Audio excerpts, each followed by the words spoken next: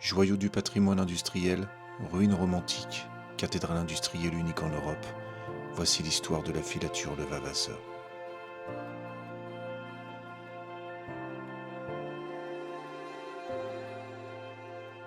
En 1858, pour remplacer deux usines incendiées, le baron Charles de Vavasseur fait construire sur les rives de l'Andelle à Pont-Saint-Pierre une filature de coton exceptionnelle et unique en France.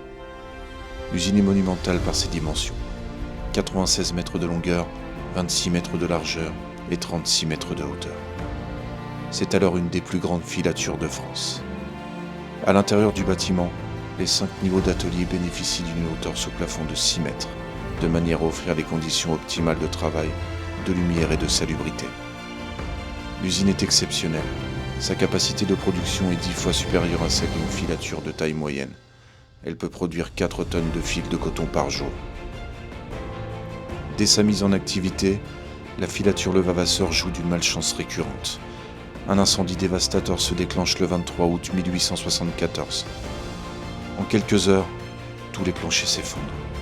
Les machines sont détruites et l'usine est en ruine. C'est ainsi qu'on la voit encore aujourd'hui.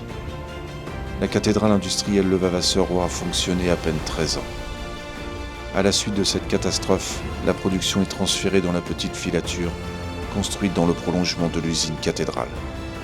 L'activité y perdure à moindre échelle jusqu'en 1946, date à laquelle un incendie l'a détruit à son tour.